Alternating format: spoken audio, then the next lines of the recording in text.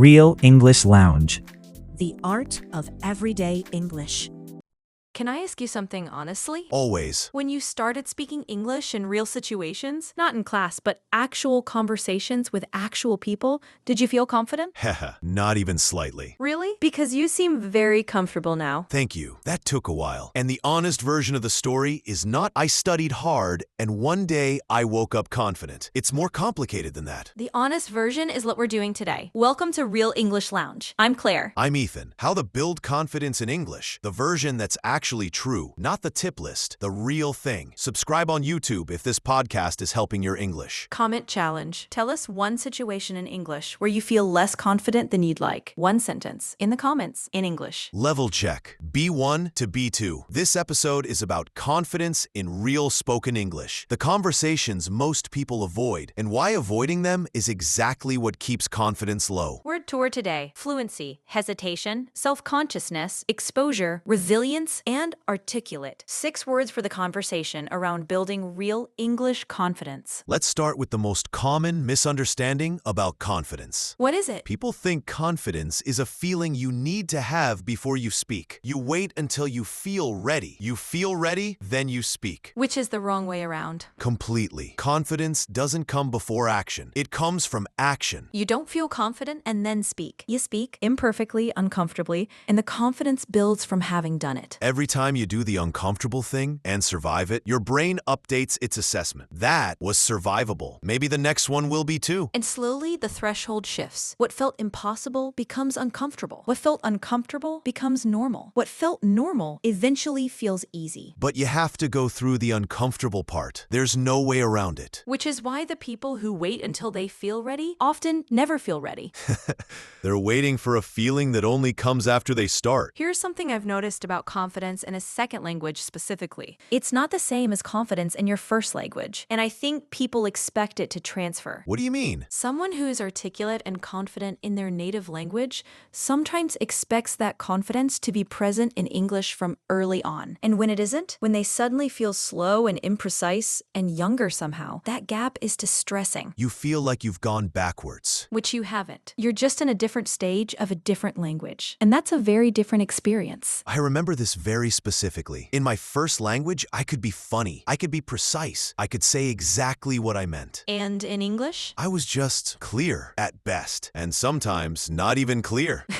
Which is very humbling. Enormously. But what helped was reframing it. I'm not a less capable version of myself in English. I'm an early version of my English self. Early doesn't mean permanent. Early is where everyone starts. Every confident English speaker was once uncomfortable. That's not an exception. It's the path. What actually builds confidence then? Practically. 3 things that worked for me. First, repetition in low-stakes situations. Not throwing yourself into your hardest conversation immediately. Building the muscle in smaller contexts first. Like what? Ordering coffee in English instead of reverting to your first language when you have the option. Sending the email in English instead of asking someone to check it first. Making the small talk in the lift. Each of those is a vote. A vote for the version of yourself who can do this. Exactly, and votes accumulate. Second thing? Accepting the gap between what you mean and what you can say. There will always be something you want to express that's more precise in your first language. Accept that. Use what you have. Get the message across with what's available. The imperfect version still communicates. Almost always. And people are far more tolerant of imperfection than most learners expect. Third? This one is uncomfortable. Deliberately put yourself in the situation that makes you nervous. Not constantly, but regularly. The presentation, the meeting where you have to speak up, the conversation with the native speaker at the party. The situation you've been avoiding. Because avoiding it confirms the fear. Doing it, even badly, starts to dissolve it. Each time you survive the uncomfortable thing, the thing gets smaller. And you get larger. Can I add something to the second language confidence question? Please. Most people feel less sure than they look. That's genuinely true. The person across from you in the conversation, whether a native speaker or another learner, is almost certainly also managing some version of self-consciousness. We're all performing slightly. All of us. In any language, the native speaker is thinking about how they come across. The fluent speaker is monitoring themselves. The learner is worried about mistakes. But here's what I've I've found. When you're focused on the other person rather than yourself, the self-consciousness drops. How do you mean? In episode 18, we talked about small talk and the idea of getting curious about the other person rather than being self-conscious about yourself. The same thing applies to language confidence. When you're genuinely interested in what someone is saying, you're not monitoring your grammar. You're using the language instead of watching yourself use it. And using it is how you get better at it. Watching yourself use it just makes you slower.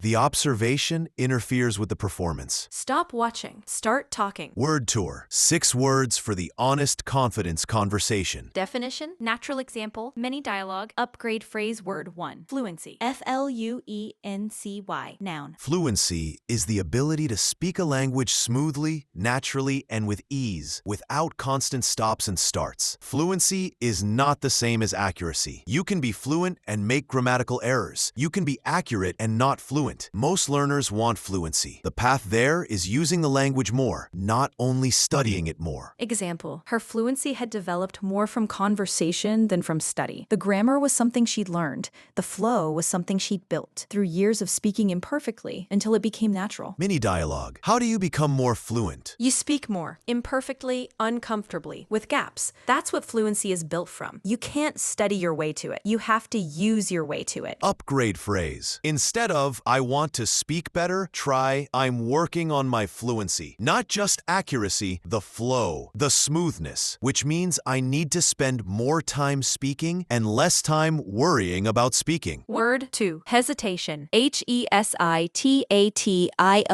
Noun. Hesitation is a pause before speaking, a moment of uncertainty. In a second language, hesitation often comes from searching for a word, checking grammar mentally, or simply not being sure how something will land. Some hesitation is completely natural. Constant hesitation signals a confidence gap or preparation gap. Example, the hesitation wasn't a language problem. She knew the words. It was a confidence problem. She was so focused on saying it correctly that by the time she'd checked it internally, the moment had passed. Mini dialogue. Do you notice yourself hesitating? All the time, in certain situations. When the stakes feel higher, when I think I'm being judged, the hesitation is my brain trying to protect me from getting it wrong. Which usually makes it worse.